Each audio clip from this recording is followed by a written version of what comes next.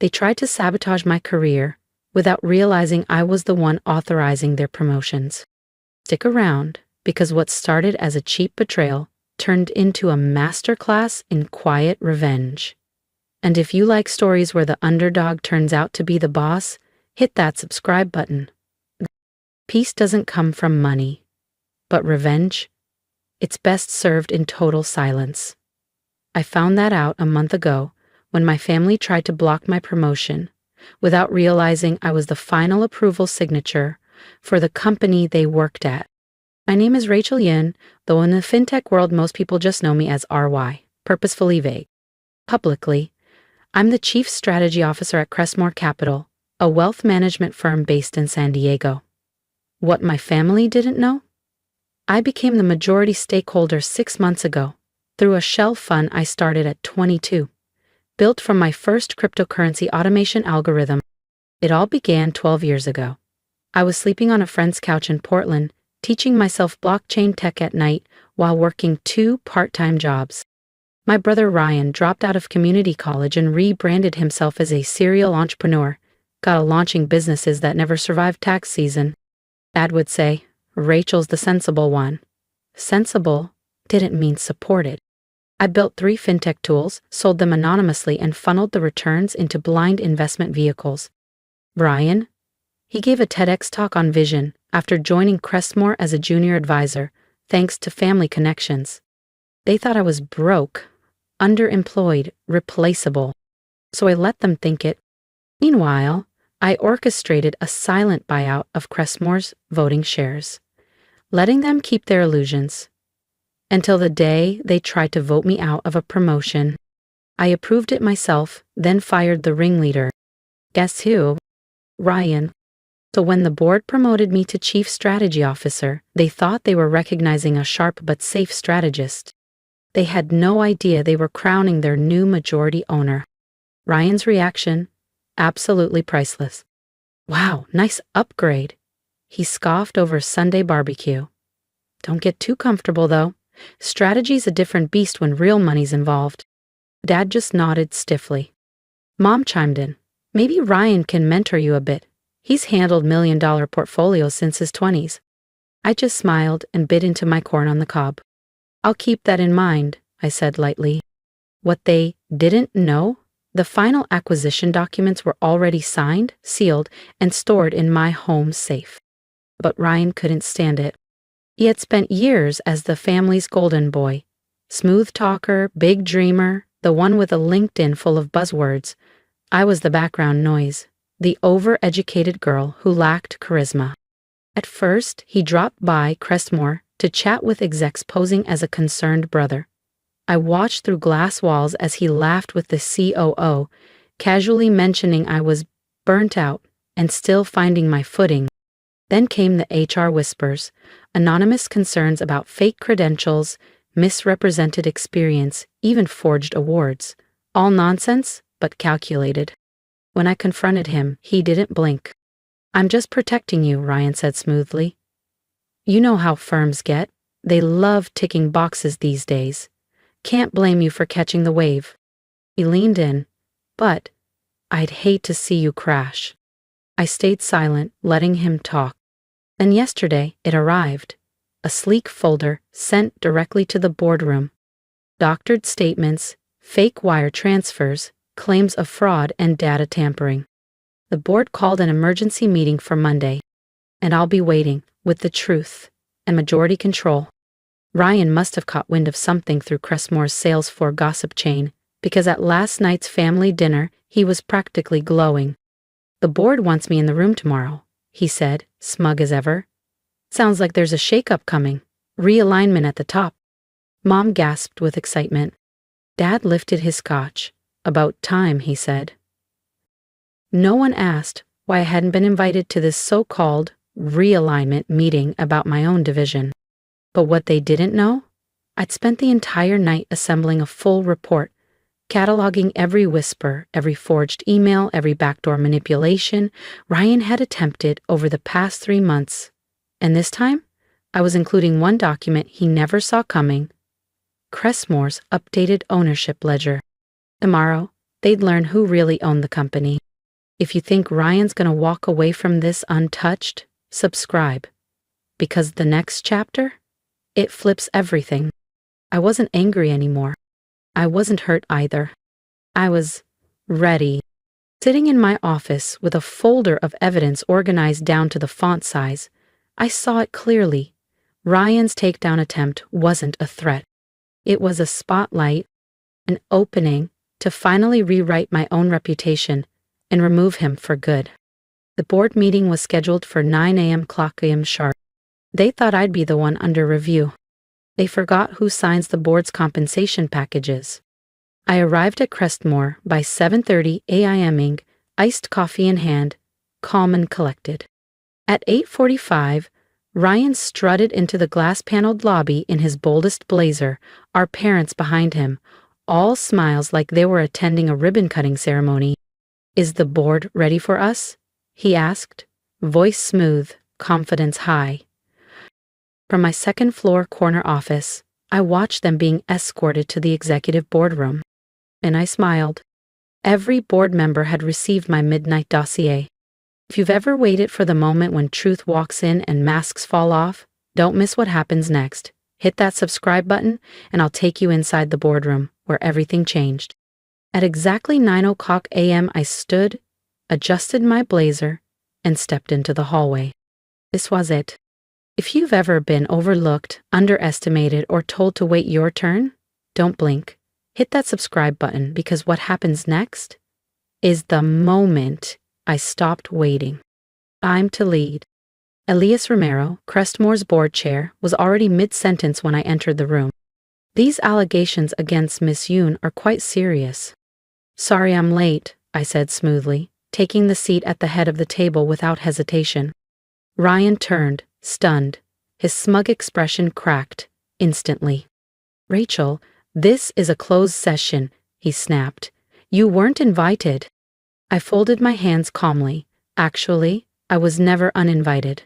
It's hard to run a board meeting without the company's principal owner, wouldn't you agree? Silence. Ryan's face paled. Mom blinked as if trying to clear fog. Dad's mouth twitched, caught between shock and denial. "What are you even saying?" Ryan scoffed. "Crestmore is publicly owned." "It was," I said, nodding toward Elena, my assistant, who stepped forward with a black folio and began distributing documents. "Until 4 months ago, when Crestmore was fully acquired by Archspire Group LLC. Care to guess who owns that?" Chairs shifted, papers rustled. Eyes widened as the room filled with realization. The anonymous buyout everyone had speculated about wasn't so anonymous anymore. Ryan's voice wavered. "This is insane. You're just..." I raised an eyebrow. "Careful. You're speaking to the majority shareholder now." And just like that, the room belonged to me. "Just a data nerd? Just the boring one?" "Yeah, I've heard that one before," I said, smiling calmly. "And you've said it more times than I can count." I glanced at Elena. "Would you?" She gave a small nod and tapped her tablet. The speakers in the boardroom crackled, then filled with Ryan's voice, smooth and poisonous in a series of private recordings. "She's book smart, sure," he said in one. "But she doesn't have the spine for leadership." "Trust me, the board will figure that out soon." Another recording followed. "Honestly, she's a diversity win. They had to pick someone." The room went still. Tension thickened like fog. And just like that, the story Ryan built for years began to collapse. On him. Has anyone reviewed her department's books lately? Another clip played. I'm hearing whispers. Each seed of doubt, every whispered smear, now turned confession. In his own voice. No room left to spin it. Ryan's face was drained of color. His practiced swagger was gone. The directors looked on, their silence more damning than anything spoken. "And then there's this," I said, lifting a manila folder. The same anonymous evidence Ryan mailed to the board. Inside, forged transactions, doctored screenshots, a pathetic, desperate case of fake wrongdoing, character defamation, fabricated fraud, deliberate sabotage of executive leadership, I said clearly. Did you really think no one would vet this before taking it seriously? I was protecting Cressmore, Ryan choked out. You're not fit to lead. You've always been the invisible one, the side act, not the one who deserves the spotlight, I said, my voice even. No, Ryan, I'm the one who built the future. And now? I'm the one holding you accountable for every lie, every whisper, and every risk you've made this company bear. Mom finally spoke, her voice paper thin. Rachel, surely you're not going to ruin your brother's life over this. As if he didn't try to ruin mine, I turned to her, my voice steady. As if you didn't walk in here expecting to watch me crash? Dad lifted a hand halfway, hesitant. We were just here to support Ryan. No, I said, locking eyes with him. You were doing what you've always done, betting on the wrong child. I faced the board and stood tall. Apologies for the tone of this meeting, I said, voice measured, but I needed every member of this board to see what's really at stake. Mr. Ryan Yoon has knowingly crossed ethical and legal lines in a coordinated attempt to undermine my leadership. A beat of silence. This wasn't just an attack on me. It was an attack on Cressmore's integrity and its future. Elias Romero, the board chair, cleared his throat. Miss Yoon, what action are you requesting? I said, folding my hands calmly. First, I request that all accusations against me be formally dismissed, based on verified documentation and audio recordings. Second, I move for immediate disciplinary action against Mr. Yoon for corporate misconduct. I paused, then continued. I also ask that a formal report be delivered to Ryan's licensing board and current financial affiliations, complete with supporting materials. His behavior must have professional consequences. You can't, Ryan said hoarsely, his voice cracking. You'll ruin everything I've worked for. Like you tried to ruin mine? I said, not raising my voice. The difference is, I brought proof. You brought fiction. I turned once more to the board. Lastly, I request that Ryan Yoon and both of our parents be permanently banned from Crestmore Capital property. Any attempt to contact employees or interfere with operations should result in immediate legal action. Rachel, please, Mom cried, tears streaking through her foundation. We're still family. I let out a quiet, bitter laugh. Family celebrates your wins. Family lifts you up when you're down. Family doesn't try to erase your legacy out of jealousy. I slid one final folder across the conference table, its gold embossed cover reflecting the overhead lights. This, I said evenly, is the acquisition agreement from my first fintech company. I sold it for $50 million, 0 cents, when I was 27. The second, a blockchain auditing platform, went for $180 million, 0 cents, just 2 years later. I turned to Dad, holding his gaze. I could have bought that oceanfront golf membership you always wanted. Could have covered every one of Ryan's failed ventures without blinking. But I didn't. They stared down at the paperwork in silence, watching, wordlessly, as the numbers rewrote everything they thought they knew about me. I stayed quiet, I said, because I needed to see who stood with me when they believed I had nothing. I glanced at Ryan. You all failed that test. He looked stunned. You're destroying my career, he whispered. No, I replied. You destroyed it the day you tried to sabotage mine.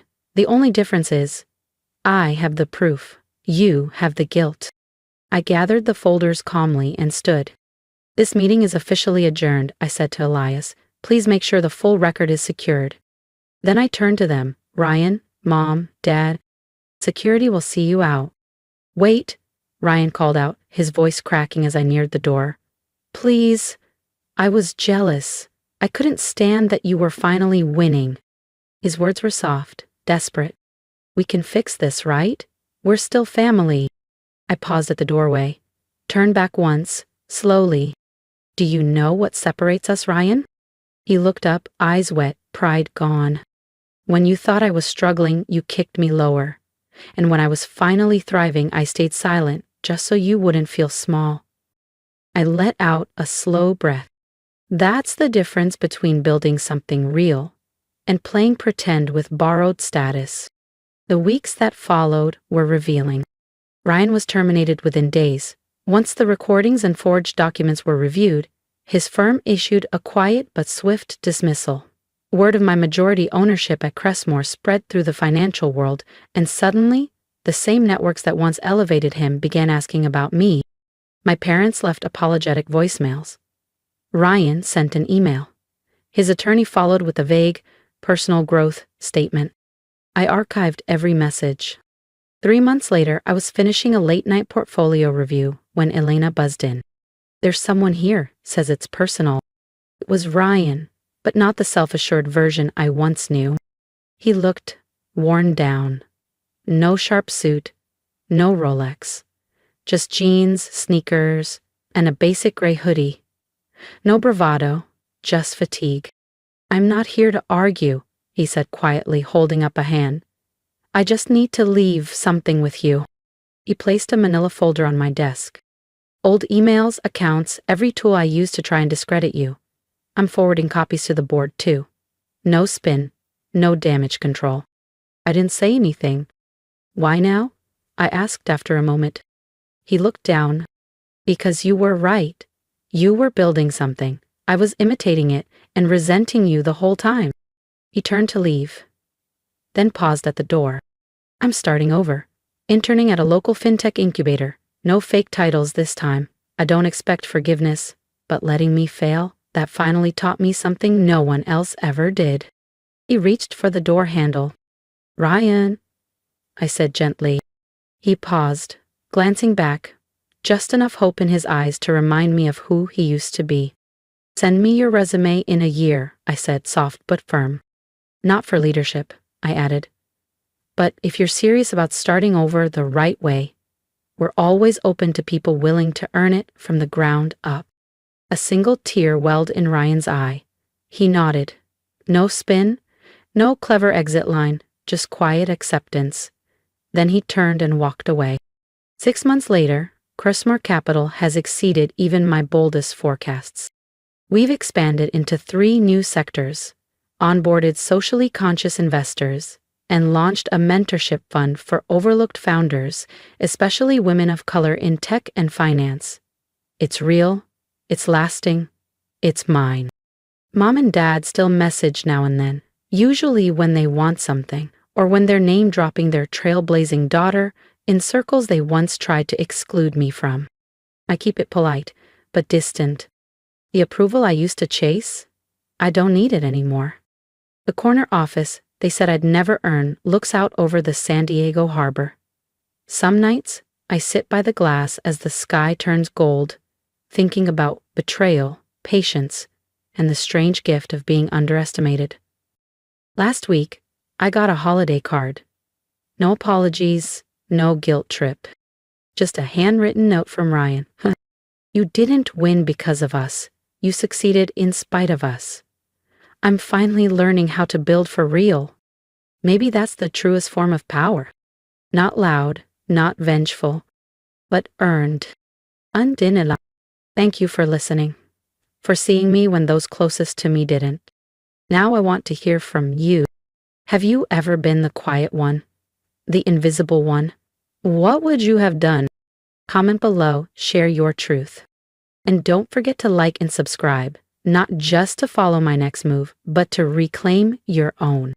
Because success isn't about proving others wrong. It's about finally proving yourself right.